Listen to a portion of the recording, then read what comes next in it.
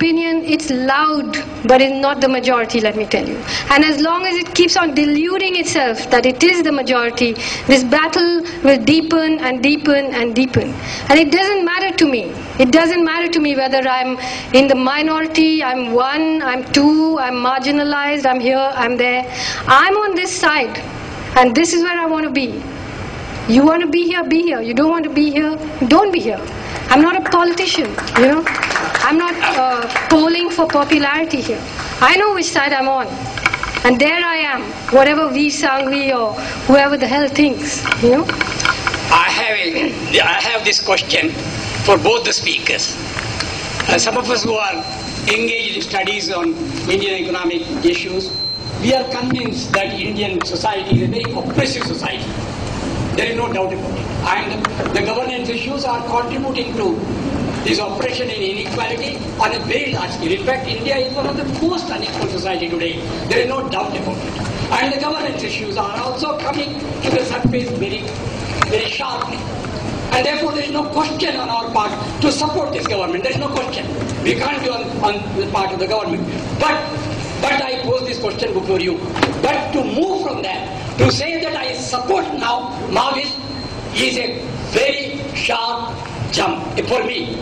I say this because, according to me, the Marxist parties in this country have neglected agricultural laborers, unorganized labor, and their massive number. 250 million small farmers and agricultural laborers. There is no support base today.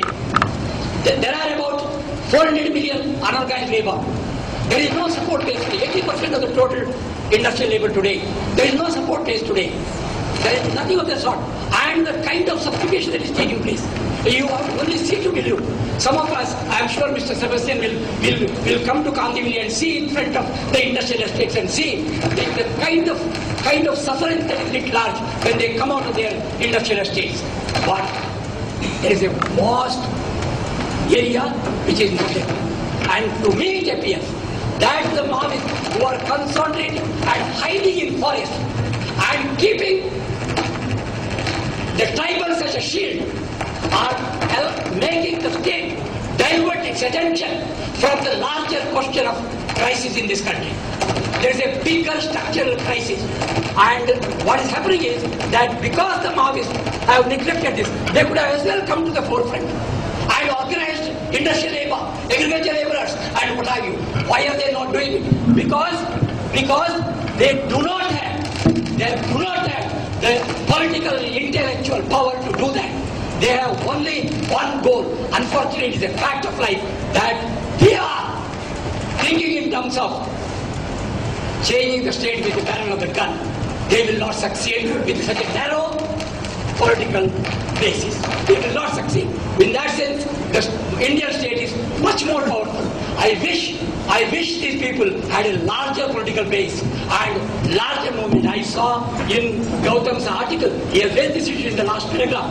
Yes, you know, that these issues have got to be debated. And therefore, for me to say that I support Maoist, I am saying there is a larger question.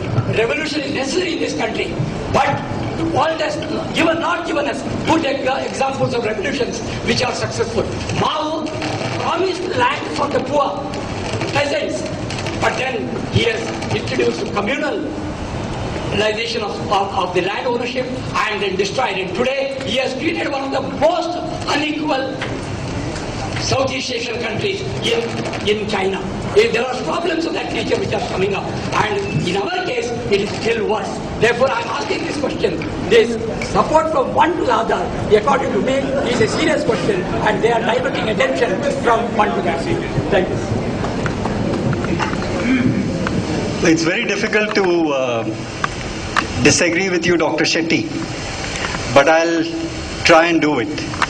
I don't agree with you. When I said I support the Maoists, I'm making it clear that I support them in this war that has been foisted on them. Does it mean that I agree with everything they do or they have not done or ought to do? No, that's not what I mean. That's not what I also stand for. But that's a separate issue. It's no, I'm sorry. Just a minute, sir. Dr. Shetty, listen to me. No, but Dr. Shetty, please listen to me. Please listen to me. The topic of today is just, topic for today was the war against our people. It's in that context I was speaking. Now, I agree with you that it's high time, or they ought to have been working amongst industrial labor, agricultural workers, etc., etc. But let's look at the reality also. It's fine for us to demand, but is it possible for them? Since 1978, under one pretext or under one law or the other, Maoist or People's War or MCC and all have been banned, proscribed in this country. And you know what proscription means? Proscription means that you cannot organize, you cannot mobilize, you cannot come out with your literature, you cannot hold public meetings in your name. It creates, where is it possible for them, even if they want to? They're not in a position to do it, I believe, because it's not possible for them to come out openly and work. I mean, they'll be picked up, killed, or put behind bars with 30, 40, 50 cases. Well, they'll never come out from jail in this life. The point I'm trying to make is that yes, it is correct to demand from all the parties, and especially the Maoists, who I believe provide the most formidable resistance today that is being offered. And that is one of the reasons why they are also being made a target of. Yes, we have to demand from them, as Arundhati says, we have to ask them those questions. I have a whole set of questions also which are raised with them, and I would like to raise with them again and again. That's not the point. We have to do it and we'll continue to do it. That's not the point. The point is it possible today, even if the Maoists agree? Will they be in a position to come out and work? I mean, it's not possible. If the government comes out and says that any person who speaks in support of the Maoists can be hauled up, the Ministry of Home Affairs then issued a directive which has been put up. I mean, it has been distributed everywhere, and they say under section 39 even a supporter, I mean, they would be regarded as supporters. How is it possible then for somebody who's an active member to come out and work openly? I can tell you in Delhi, I know many colleagues, many people that I work with who also in one way or another are connected with this movement, how difficult it is for them to work and how they get picked up. In Delhi, in the last just 4 weeks, about 11 people have been picked up. What were they doing? They lived in the working class slums. They were working amongst, and they ran small trade unions. They didn't have guns or anything. I mean, the party which they belong to or they sympathize with may believe in one thing, but the work they were engaged in, at no way were they carrying out armed resistance or something. They were working, living in the bastis, working to mobilize and organize in the best way possible, given all the hurdles that have been put up. So it's all right to ask, but we have also to look at the other side, whether it is possible for them to do it. But this does not mean that these questions that you raise should not be raised. Yes, I mean, I don't believe, I mean, the Maoists themselves are pretty clear that they don't expect, even if they were to continue to grow, that they do not expect to come to seize power for the next 50 years.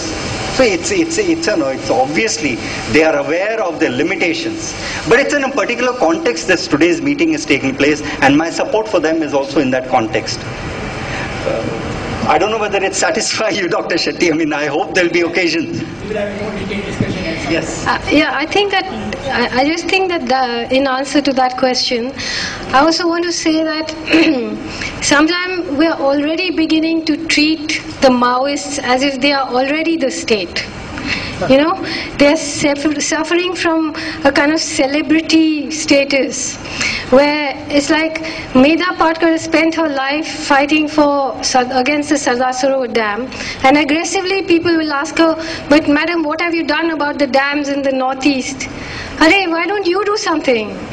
I mean, someone else can do something, right? For the workers, for other people. It's not only the Maoist job to look after everything. And I want to just talk about the choice of resistance and a landscape.